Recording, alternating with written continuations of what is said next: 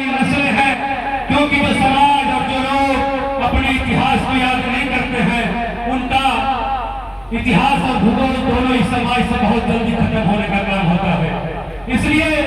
जो आने वाली पीढ़ियां हैं, जो आने वाली नस्लें हैं, उनको ये पता होना चाहिए कि हमारे जो पूर्वजों ने थे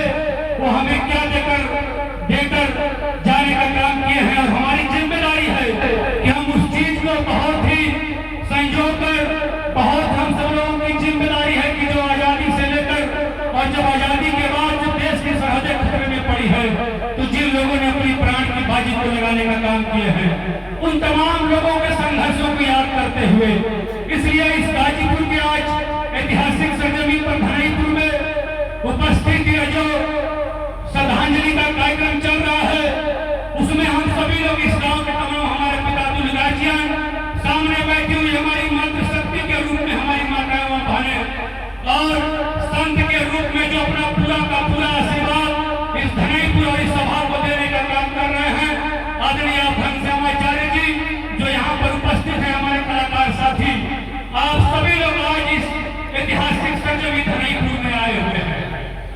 संजय यादव जो शहीद हुए, उनके माता पिता को हम नमन करते हैं कि आपने ऐसे वीर योद्धा को पैदा किए कि जो अगर सरहद पर खड़ा होने की जरूरत पड़ी और हिंदुस्तान की जब सरहदें खतरे में पड़ी, तो आपका बेटा अपनी जान की बाजी को लगाकर देश के सम्मान को बचाने का काम किया था। आप 62 से लेकर 65 की लड़ाई में आप जाएंगे, जब ये 65 की लड़ाई जब देश पर पाकिस्तान से लड़ाई चल रही थी, तो कोई दूसरा नहीं, इसी गाजीपुर का भक्तर जी का बेटा वीर अब्दुल हामिद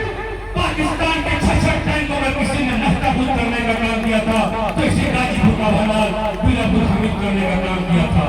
तमाम हमारे इटावा कानपुर के लोग आए हुए, हरियाणा के लोग, मैं आपको बताना चाहता हूँ, जब यह देश महात्मा गांधी के नेतृत्व में जब जंग आजादी की लड़ाई को लड़ रहा था, जब पूरी हिंदुस्तान के लोग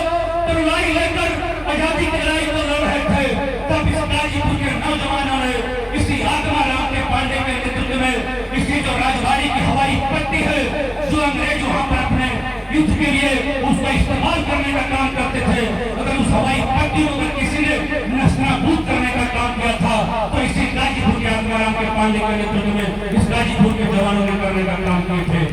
अब उसके बाद अगर आप जाएंगे, अगर तिरंगे झंडे को अगर किसी ने, अगर सबसे पहले हिंदुस्तान में अगर किसी ने फहराने का काम किया था, तो इसे गाजीपुर में शिव पूजन राय के नेतृत्व में मुहम्मदाबाद की धरती पर नौजवानों ने शहादत को देकर तिरंगे झंडे को सबसे पहले फहराने का काम किया था। साथियों, ये गाजीपुर की धरती, इस गाजीपुर की मिट्टी में वह ताकत है, यहाँ के पानी में। इसलिए मैं कहना चाहता हूँ, आप राजनीतिक क्षेत्र में जाओगे, इस गाजीपुर के धरती पर विश्वनाथ घमरी जो पैदा हुआ था, जो पूर्वांचल की गरीबी को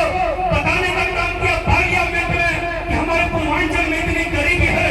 उससे निकला हुआ गोबर वो अनाज को लोग धोकर खाने पर मजबूर होते हैं, तब पंडित नेहरू के आंख से आंसू निकलता है कि वह गाजीपुर की धरती है। इसलिए साथियों, मैं इस बात को इसलिए कह रहा हूँ कि आप सब लोग आए हैं इस सरजमीन पर, तो मैं आप सभी लोगों को इस गाजीपुर के तमाम जो हमारी सभ्यता है, जो हमारी संस्कृति है, जो हमारी तमीज और तहजीब है, आप सनातन की तरफ अगर जाएंगे तो इस गाजीपुर के धरती पर तमाम ऋषि मुनि पैदा हुए, बाबा पौहारी से लेकर नागा बाबा से लेकर तमाम संत, आज जो स्वामी विवेकानंद जी जो आइडियल है नौजवानों के, जिन्होंने हिंदुस्तान का प्रतिनिधित्व करने के लिए शिकागो की धरती पर गए थे, जिनको शून्य पर बोलने का मौका मिला, और जब एक लंगोट पहनकर साधु के भेष में जब स्वामी विवेकानंद जी अमेरिका के धरती पर शिकागो में बोलते हैं, तो पूरी की पूरी भीड़, जब स्वामी विवेकानंद जी बोलकर निकलते हैं, तो पूरी की पूरी भीड़ हाल खाली हो जाती है, और स्वामी विवेकानंद जी के पीछे दौड़ने लगती है। यह ज्ञान आपने कहाँ अर्जित करने का काम किया हो? यह साधु के रूप में इतना बड़ा विवेक और इतनी बड़ी विद्वता ये हिंदुस्तान नहीं पाया जा सकता है, और वह स्वामी विवेकानंद जी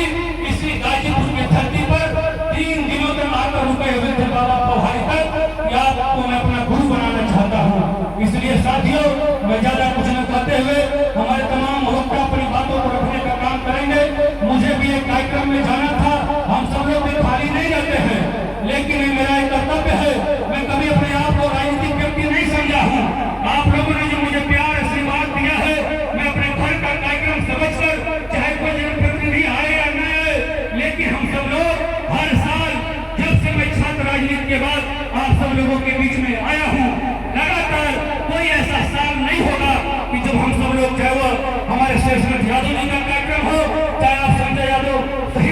कार्यक्रम हो, हम सब लोग